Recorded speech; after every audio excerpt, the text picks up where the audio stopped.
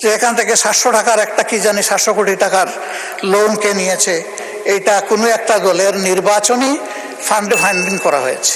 আমি এটা পরিষ্কার জানতে চাই উনি জামাতকে এটার দ্বারা মিন করেছেন কিনা। যদি উনি মিন করে থাকেন, I am taking absolute challenge. তিনি এটা প্রমাণ করতে পারলে আমি তাকে একটা মেডেল দিব পার্সোনালি। মাননীয় সংসদ সদস্য এবং স্বরাষ্ট্রমন্ত্রী খুব চমৎকার চমৎকার কিছু কথা বলেছেন, এগুলো একটু স্মরণ করতে চাই আমি। উনি বলেছেন যে shareholder is shareholder. সে কিভাবে শেয়ার হোল্ডার হয়েছে এটা পরে দেখা যাবে। এটা পরে কেন, এটা তো আগেই এক্সপোজ হয়ে গেছে। সারা দুনিয়া জানে, উনি জানেন না। ওনার মতো একজন বিজ্ঞ মানুষ, আমি এটা বিশ্বাস করি না। এই ব্যাংক থেকে উনি একা নিয়েছেন তার নিজের নামেই 82,000 কোটি টাকা, আর তার সমুদয় শেয়ার যেগুলা তিনি কিনেছেন 82% মালিক হয়ে গিয়েছেন, এগুলার মূল্য হচ্ছে মাত্র 12,000 কোটি টাকা। অর্থাৎ তিনি কই তেল দিয়ে শুধু কই বাঁচেন নাই, কইও বাঁচছেন, শোল মাছও বাঁচছেন। এবং সবগুলা ব্যাংক থেকে ডাকাতি করা টাকা। সেই শেয়ারগুলা কিভাবে হস্তান্তর হয়েছে তিনি একটা প্রতিষ্ঠানের নাম এখানে বলেছেন, সবগুলা বলে দিলে ভালো হইতো। এই ধরনের সকল শেয়ার হোল্ডারের উপরে বিশেষ একটা এজেন্সির মাধ্যমে প্রচন্ড চাপ ক্রিয়েট করে তাদেরকে বাধ্য করা হয়েছে তাদের শেয়ার হস্তান্তর করতে। এরা তো হস্তান্তরের জন্য এই শেয়ারগুলা কিনে, তারা যুগ যুগ ধরে এই ব্যাংকের সাথে ছিল এবং যথারীতি এই ব্যাংক সবাইকে স্যাটিসফ্যাক্টরি সার্ভিস দিয়ে চলছিল, ডিভিডেন্ড দিয়ে চলছিল। একটা মাত্র ব্যাংক, যে ব্যাংক তারল্য সংকটে অন্য ব্যাংকেও হেল্প করত, এইভাবে ব্যাংকটা ডাকাতি করে আজকে এটাকে একদম দেউলিয়া করা হয়েছে। এটা করেছে ফ্যাসিস্ট সরকার। উনি কর্মচারীদের নিয়োগের ব্যাপারে কথা বলেছেন। 10,000 কর্মচারীকে নিয়োগ দেওয়া হয়েছে, সামান্য কোনো নিয়ম নীতি মানা হয়নি, পত্রিকায় একটা বিজ্ঞপ্তি দেওয়া হয়নি। এই ব্যাংকের সমস্ত অতীত ট্রেডিশন ব্যাক করে কোনো পরীক্ষা ছাড়াই তাদেরকে নিয়োগ দেওয়া হয়েছে। একটা কাগজে কেউ না কেউ সই করে দিয়েছে, এইটাই তার নিয়োগ লেটার।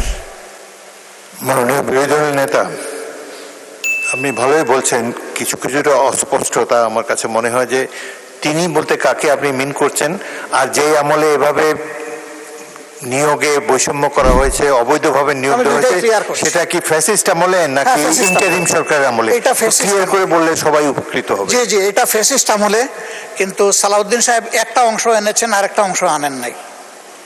সরকার পরিবর্তন হওয়ার পরে 5 আগস্টের পরে আমরা যতটুকু জানতে পেরেছি যে তাদের সকলকে আবার পরীক্ষায় আসার জন্য ইনভাইট করা হয়েছিল, যে আসেন, বিনা পরীক্ষায় আপনারা চাকরি নিয়েছেন, মিনিমাম নিয়মটা মানে এখন আপনারা চাকরিতে ফিরে আসেন। তারা কেউ আসেনি। কেন তারা আসলো না? এরপরে এই ব্যাংকটা 1983 সালের নভেম্বরে 3টা শাখা দিয়ে বাংলাদেশে তার কার্যক্রম শুরু করে। ঢাকার লোকাল ব্রাঞ্চ মতিঝিলে, আগ্রাবাদ, চিটাগাং, সিলেট, তালতলা।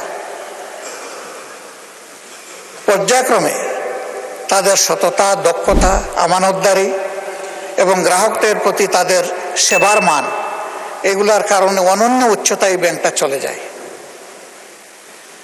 তিনি যে সমস্ত অভিযোগ আনলেন, যে কোনো একটা দলের দিকে ইঙ্গিত করে, একেবারে নাম বললে দিলেই পারতেন জামাত ইসলামী। তিনি বলছেন যে মাঝে মাঝে নেকাব খুলা ভালো, এটাও খুলে দিতেন। এখানে নেকাব রাখলেন কেন উনি? যে এখান থেকে 700 টাকার একটা কি জানি 700 কোটি টাকার লোন কে নিয়েছে, এটা কোনো একটা দলের নির্বাচনী ফান্ডে ফান্ডিং করা হয়েছে। আমি এটা পরিষ্কার জানতে চাই উনি জামাতকে এটার দ্বারা মিন করেছেন কিনা। যদি উনি মিন করে থাকেন, I am taking absolute challenge.